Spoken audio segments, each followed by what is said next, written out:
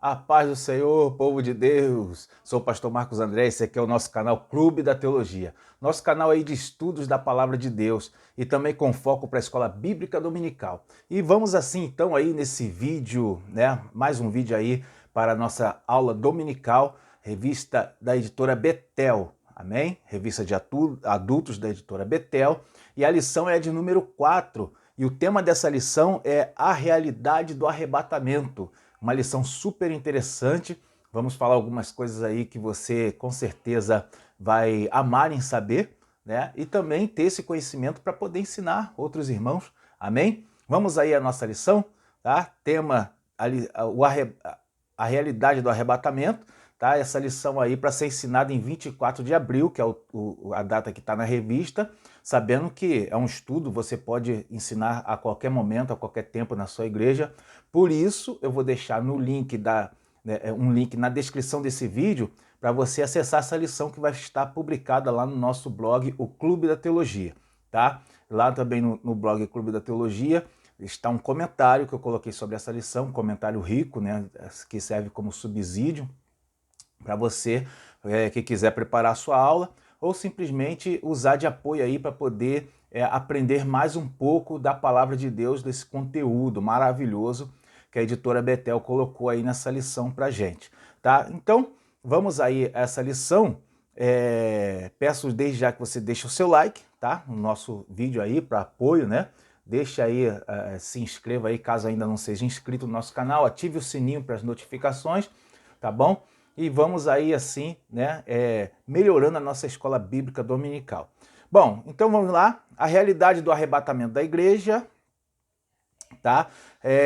O textuário é Apocalipse 3:10 e vamos nessa introdução.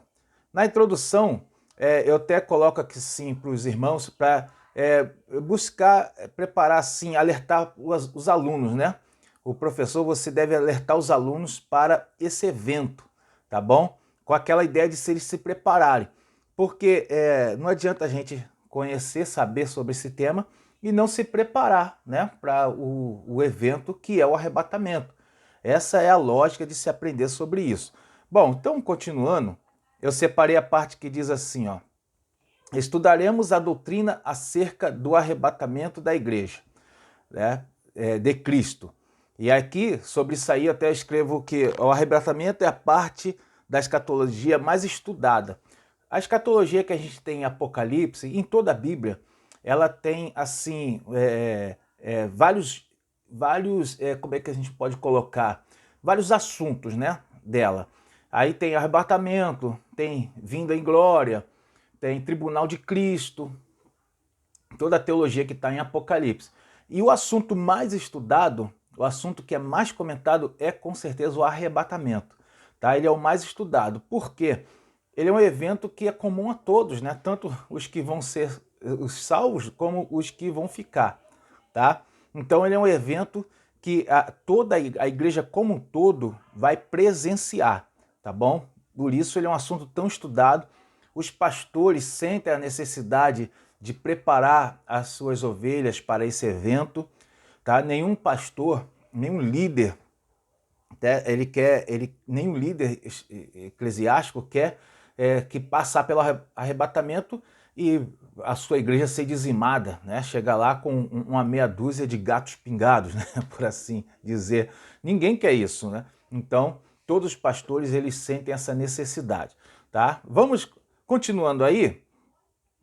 Separei a parte também que diz assim, ó: veremos como acontecerá e que é uma promessa para todos os que morrem em Cristo, bem como a nós que estamos vivos, tá? Então o arrebatamento ele é uma promessa e que ele acontecerá, né? A gente tem até aqui tem um objetivo escatológico, ele vai ser sempre para dar esperança, né? Então você que vai ministrar a aula, você procura atentar nesse fato.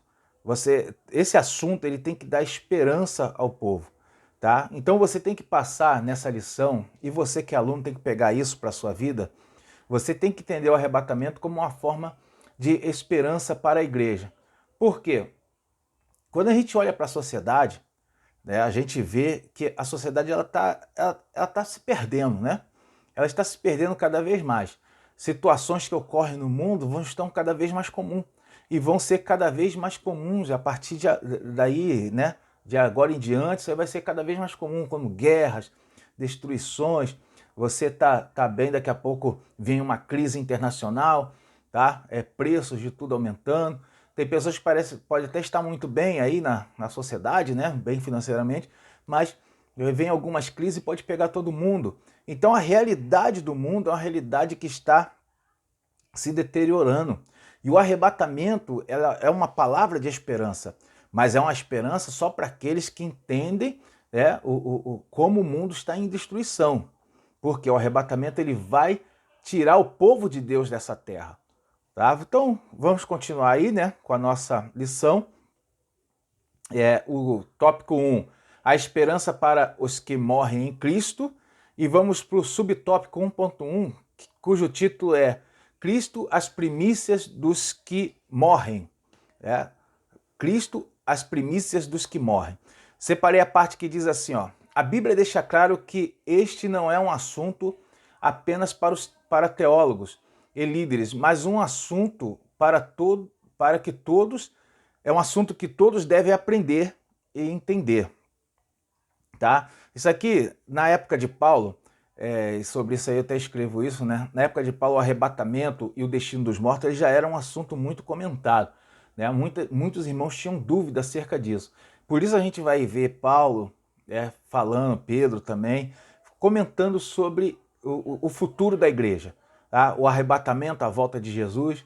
Nós vamos ver eles fazendo esses comentários com o objetivo de dar esperança ao povo, com o objetivo de preparar o povo. Então, havia essa necessidade.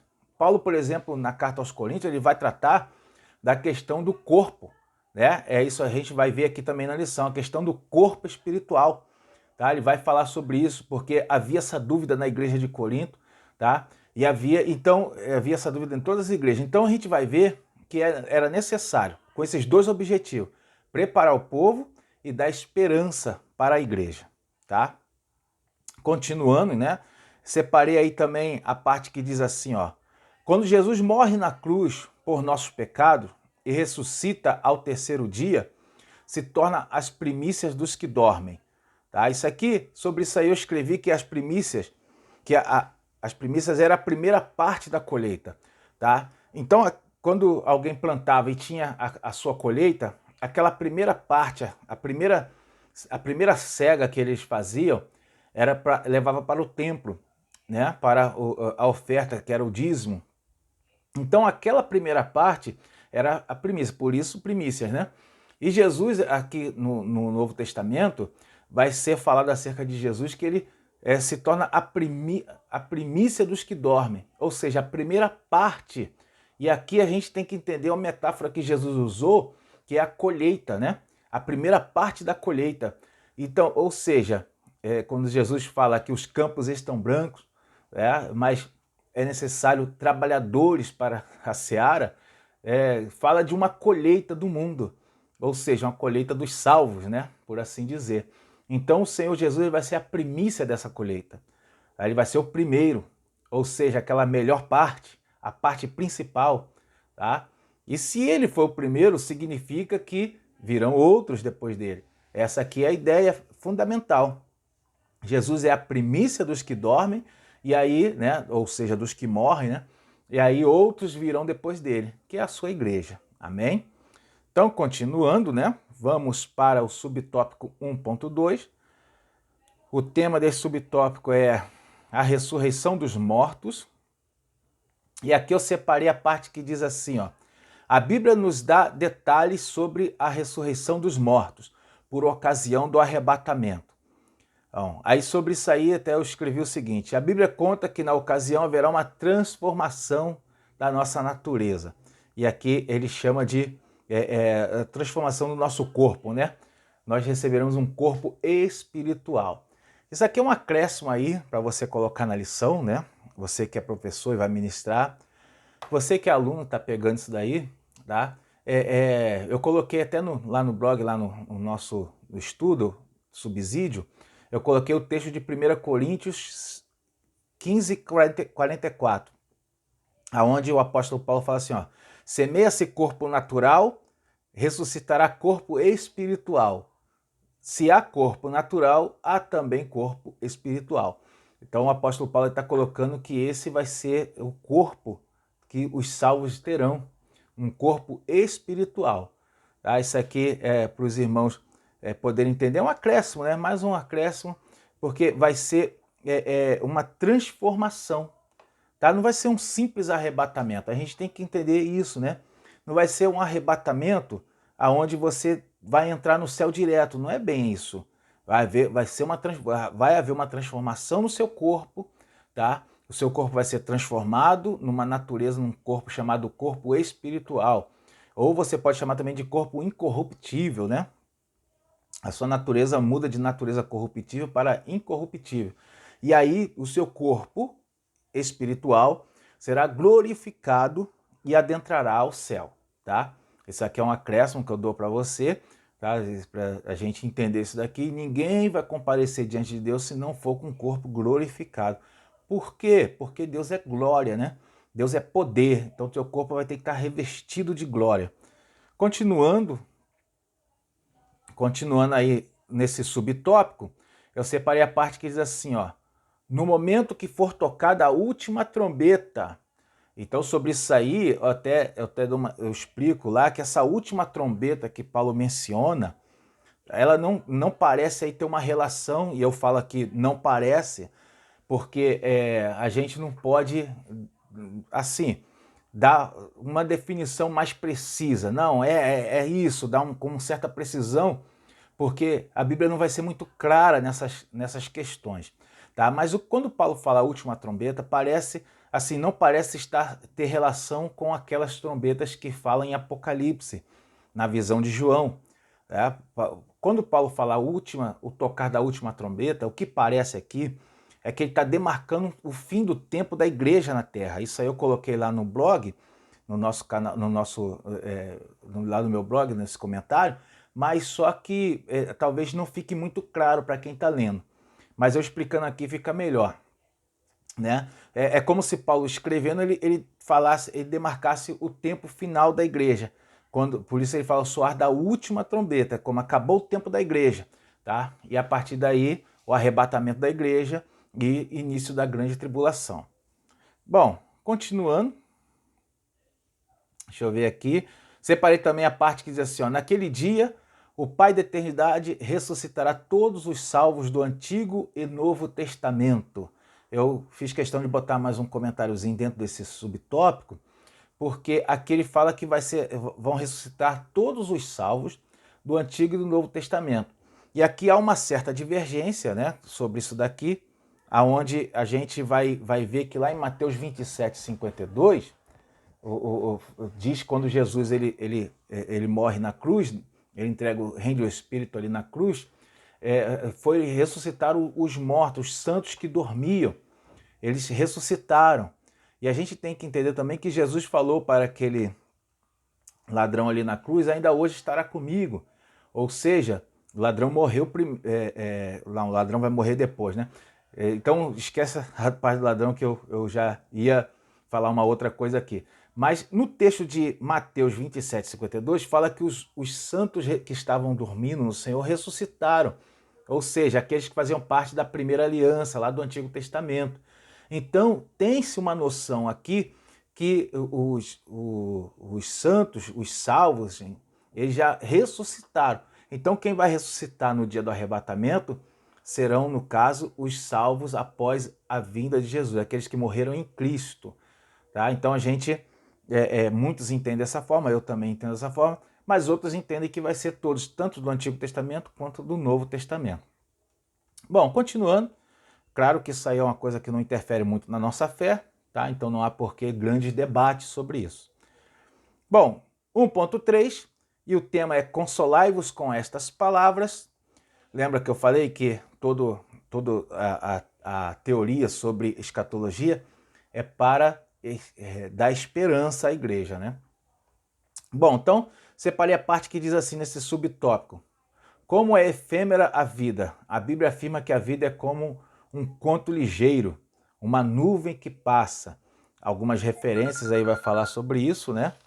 Deixa eu desligar aqui a benção que está tocando, tá? Algumas referências vai falar sobre isso, tá? E aqui é o seguinte, todas essas referências que a gente tem na lição e passagem bíblica que fala sobre, né, a brevidade da vida, então tudo isso é para mostrar como a vida ela é frágil, né? Você pode estar bem agora e depois você pode não estar bem.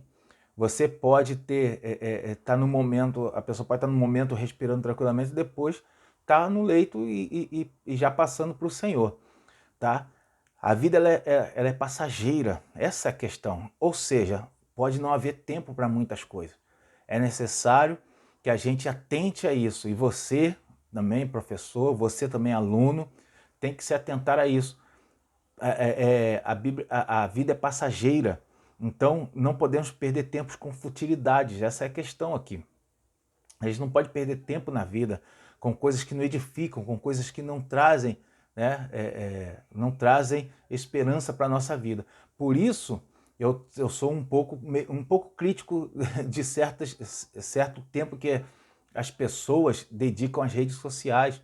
Eu sou um pouco crítico. Eu tenho entrado pouco na minha página no Facebook, eu tenho usado, eu quase não uso o Instagram, porque eu não tenho tempo para muita coisa. Tá? Os irmãos que têm muitas responsabilidades nas igrejas, você vai ver que você tem pouco tempo. E aí, qual é o tempo que você vai sacrificar? Para poder arrumar mais tempo, eu vou sacrificar o meu tempo de utilização das redes sociais. Porque muitos estão fazendo errado porque sacrificam o tempo com a família. E aí, né, passa a dedicar muito tempo a outras coisas e aí acaba prejudicando a família. Isso aí não é bom. Bom, então, continuando, né? Já que a vida, o alerta que há pouco tempo, porque o arrebatamento da igreja pode ser a qualquer momento. Continuando aqui, separei a parte que diz assim, ó. Pela brevidade e fragilidade humana, muitas pessoas sem fé em Cristo sentem-se perdidas, sem esperança, quando pensam na morte. Tá? Isso aqui, sobre isso aí eu escrevi o seguinte: muitas pessoas acham que a morte é o fim de tudo. Por isso, se desesperam em viver e conquistar coisa para esta vida somente. Tá? Isso aqui é aquela questão, né? Muita gente, e aqui vamos falar de crentes, né? Cristãos. Muitos cristãos, eles não esperam em Deus para a vida eterna. Muitos cristãos, isso é uma realidade dos dias de hoje, não estou falando de... Os momentos da igreja tá bem desse jeito, né? Muitos irmãos em Cristo não aguardam a vida eterna. Eles fazem planos só para esse tempo presente.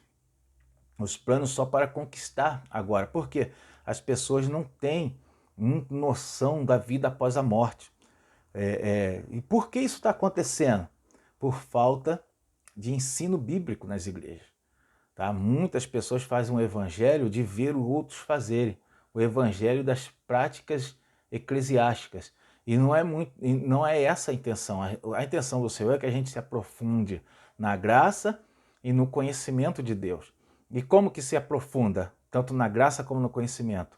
É com jejum, coração e principalmente leitura da palavra de Deus. Estudo aprofundado da palavra de Deus. Procurar saber o que Deus quis nos passar quando nos deu a Bíblia Sagrada, com tudo que é tratado na Bíblia. Né? Isso aí é uma realidade. E aí o que está acontecendo agora? Muitas pessoas não esperam em Deus, né? Não esperam em Deus o arrebatamento da igreja e o porvir. Tá? Essa é uma grande realidade. Você sabia, né? Eu comento muito isso, você sabia que tem pessoas que não acreditam no arrebatamento? Pessoas que acreditam estar salvas em Cristo e que tomam Santa Ceia, mas não creem no arrebatamento da igreja.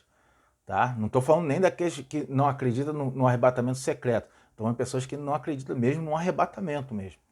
Tá? Continuando então, vamos aí para o tópico 2, a igreja e a esperança do porvir. Separei no primeiro subtópico 2.1, o tema é Nem Todos Dormiremos. E aí eu separei a parte que diz assim: o arrebatamento não é uma teoria, mas um fato real que está prestes a acontecer. Todos os teólogos concordam, aí eu separei sobre isso e escrevi o seguinte: todos os teólogos concordam com a realidade do arrebatamento da igreja, mas há divergência quanto à forma. Tá? Isso aqui, por quê, né, isso aqui acontece? Os arminianos, que são os pentecostais, os assembleanos, eles acreditam no arrebatamento antes da grande tribulação, tá? Pré-tribulacionista. E também, por acreditar assim, eles creem no arrebatamento secreto, aonde a igreja vai ser arrebatada secretamente e só no final da grande tribulação ocorrerá a vinda e glória do Senhor Jesus. Essa é o que os arminianos, né, eu inclusive, cremos, né, acreditamos. Os calvinistas acreditam mais num arrebatamento, que não é um arrebatamento. Chamam de arrebatamento também, mas é na segunda vinda de Cristo, né, que será num único evento após a grande tribulação. Ou seja, né, um único evento chamado de vinda em glória do Senhor Jesus, que é a segunda vinda de Cristo, a volta de Cristo, e aí ali vai ser a igreja arrebatada. Então não vai ser um arrebatamento, né, na segunda a crença calvinista, né, não vai ser um arrebatamento secreto, vai ser um arrebatamento, tá? Arrebatamento à mostra, todos vão saber, todos vão ver, baseado no texto lá de Apocalipse 1:7. Tá? Então, são divergências aí, né, na forma, mas todos acreditam que haverá sim um arrebatamento. Tá? A única diferença é na forma. Qual dos dois vai dar mais esperança à igreja? E qual dos dois seria o correto? Eu não vou passar aqui a questionar qual seria o correto, qual não é correto, não é esse o objetivo aqui da lição, mas eu posso afirmar o seguinte: desses, o que mais dá esperança para a igreja é o arrebatamento arminiano, né? A ideia arminiana do arrebatamento. Um arrebatamento pré-tribulacionista, antes da grande tribulação. Por quê? A igreja, nesse conceito, a igreja não passa pela tribulação e aí a sua esperança, você vai ter mais esperança, não é verdade? Imagine, depois de passar por tudo, você ainda passar por uma grande tribulação e aí só depois vir o arrebatamento. Bom, então vamos continuar aqui com a nossa lição. Separei a parte também que diz assim, ó: a palavra de Deus nos revela: eis aqui vos digo um mistério. Na verdade, nem todos dormiremos, mas todos seremos transformados. E isso daqui, sobre isso aqui eu separei, escrevi o seguinte: Paulo chama de mistério, pois é um conhecimento que foge ao que se entendia por natural na questão de reencarnação, né? Na questão de arrebatamento, foge ao conhecimento que seria natural. Então Paulo ele trata como um mistério. E de fato é um mistério até os dias de hoje. O próprio apóstolo Paulo comenta, né, nas suas cartas, que aquilo que o olho não viu, o ouvido não ouviu, não subiu ao coração do homem, é o que está reservado para o povo de Deus. Ou seja, é tudo um mistério, não é verdade? Então, ele fala: eis aqui vos digo um mistério, pois nem todos dormiremos, mas todos seremos transformados. Tá? Continuando aí, vamos para o 2.2. O tema desse subtópico: não precederemos os que dormem. E aí, sobre isso daqui, separei a parte aí que diz assim, ó, nesse subtópico: nós que estamos vivos seremos igualmente transformados, tá? Sobre isso aqui eu até coloquei que, ao que tudo indica, os mortos ressuscitarão já com o corpo espiritual, tá? Ou seja, quando a gente fala assim que os vivos vão ser transformados, os vivos vão receber um corpo diferente, chamado corpo espiritual. Mas os mortos, a Bíblia não fala, não dá tantos detalhes assim, mas pelo que a gente entende, os mortos já virão com esse corpo, né, esse corpo espiritual. E aqui, eu até faço um comentário a mais também, que por conta dessa questão da ressurreição dos mortos, criou-se tradições no meio pentecostal, no meio cristão evangélico, no meio dos evangélicos, criou-se tradições de que não se pode cremar, tá, o corpo, porque eles viriam, vai prejudicar a ressurreição, né, no dia do arrebatamento. Mas só que não podemos levar isso em conta, né? Porque o Senhor que tem todo o poder, olha, pensa numa coisa, o Senhor que tem todo o poder, salva uma igreja e arrebata essa igreja, leva o povo para... Meu Deus do céu, tudo isso acontecendo, ele não teria o poder de restaurar as moléculas do corpo que foi cremado? Pensa um pouco nisso aí. Então essa é uma tradição que não tem coerência com o conhecimento que a gente tem de Deus, tá? Então essa tradição pode deixar para lá, é somente uma tradição que surgiu entre os primeiros cristãos lá e que não é verídica. Continuando, vamos lá separei a parte que diz assim, ó. Este é o momento onde a sociedade em geral sentirá o impacto do arrebatamento. Pessoas de todas as idades simplesmente desaparecerão. É a verdade. E aí, sobre isso aí, eu escrevi o seguinte, né? Eu comento, né, sobre isso daí, que muitos não vão, muitos desses que vão ser arrebatados, eles trabalham em funções chaves, né? Funções de grande responsabilidade. O operador de uma usina nuclear, por exemplo, tá? Um motorista de ônibus, um piloto de avião, motorista de Uber. Você imagina um motorista de Uber, né, sumindo. O carro fica desgovernado. Essa é a realidade. E aí, então a gente tem que entender que vai causar um impacto muito grande na sociedade. Um operador de uma usina nuclear, né, ele some, desaparece. E aí aquela função dele ali é de grande responsabilidade. Então todas essas coisas, né? Claro que eu falo assim, estou falando em tese, né? Um operador de uma usina nuclear, porque nós sabemos que é uma equipe que opera, e aí estaria preparado para essas coisas. Mas um piloto de avião, motorista de carro, todas essas coisas aí, a gente tem que entender que vai causar um rebuliço muito grande na igreja, né? Um rebuliço muito grande. Então tudo isso daí a gente tem que levar em conta. Agora, uma coisa que eu comento aqui, uma coisa que eu faço um comentário, é que a gente, por exemplo, crianças, a revista não comentou, mas eu quero só acrescentar, né? Crianças que não têm a consciência, isso aí surge alguns debates sobre isso, né? Crianças que não têm uma consciência ainda, uma consciência do pecado, poderão desaparecer, tá? Eu não vou entrar no mérito da questão, mas imagine uma criança que está na inocência, não tem a consciência do pecado, desaparece. Imagina agora milhares, bilhões de crianças no mundo todo desaparecendo. Então é um evento que vai causar um impacto muito forte, né? Bom, continuando, separei também, vamos para o próximo tópico, 2.3. Todos seremos transformados, é o tema do tópico 2, do subtópico 2.3. Todos seremos transformados. E aqui separei a parte assim, ó, receberemos um corpo incorruptível e imortal. Significa que receberemos corpos não mais sujeitos à velhice e às doenças. O comentarista aqui foi muito feliz nisso aqui, porque muitos acabam pensando que Paulo estivesse se referindo à corrupção do pecado, né? Quando fala que nós passaremos a ter uma natureza incorruptível. Mas não é isso que ele está falando. Ele está comentando que está se referindo à corrupção das enfermidades, aquilo que degrada a nossa natureza. Ou seja, a gente pode se machucar. Quando nosso corpo for transformado, a gente vai ter um corpo semelhante ao de Jesus.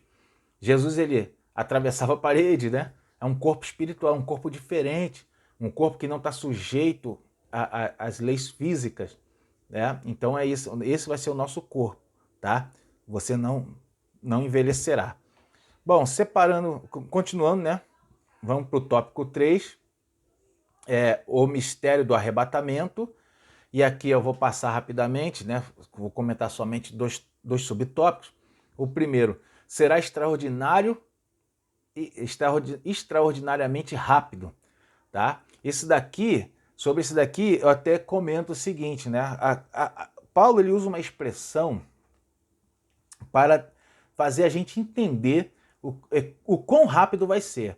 Ele usa a expressão num abrir e fechar de olhos, numa piscada, né?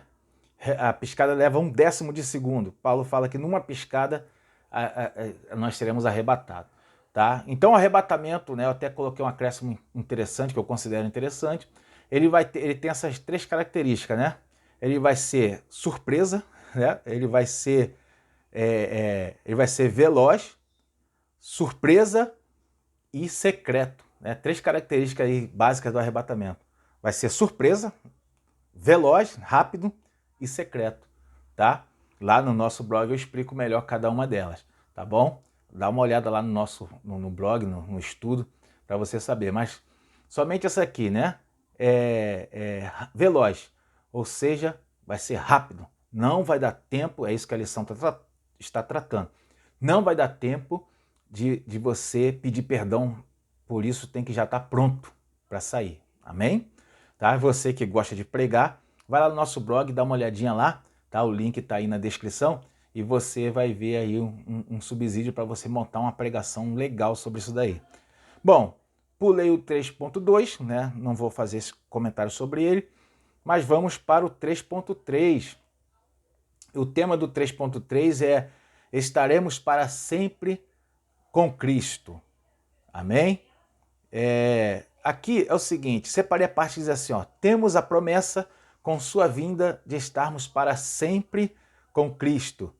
E aqui, sobre isso, eu escrevi que esse vai ser o grande momento, o cumprimento de toda a palavra de Deus, tá? Onde o ser humano será restituído à posição que Deus tinha com ele lá no Jardim do Éden. Ele perdeu por conta do pecado, mas ele vai ser restaurado a essa posição no dia do arrebatamento da igreja, tá bom? E aí estaremos para sempre com o Senhor. Porque foi para isso que Deus nos fez, para estar junto dele. Por isso Deus colocou o ser humano no jardim e ia todo dia lá, né, ver o ser humano. Nós vamos estar ainda melhor ainda do que na situação do jardim, né, na posição lá do jardim, amém? Bom, então é isso, né? Fiz vários comentários, coloquei várias coisas lá no nosso blog, né? No estudo que eu faço referente a essa lição. Você pode dar uma olhada lá e vai ser com certeza de um excelente acréscimo para você. Bom, então, obrigado por estar estar conosco até agora, compartilhando aqui desse estudo. Passe aí esse conteúdo, compartilha com os irmãos em Cristo, ajuda a divulgar aí o nosso canal, deixa o seu like caso ainda não tenha feito, tá? E faça essa conclusão aqui da Escola Bíblica Dominical. Bom, aí eu recomendo você fazer a sua revisão, elaborar perguntas, né, para a classe, convidar os alunos para a próxima aula e nesse convite faça um comentário sobre a próxima aula, fale alguma coisa sobre aquela aula, né? Para isso você tem que dar uma olhadinha antes, né? Amém? É isso daí então. Que Deus abençoe a sua vida, a sua casa, a sua família, que seja uma aula maravilhosa. Até o próximo vídeo, tudo de bom para você.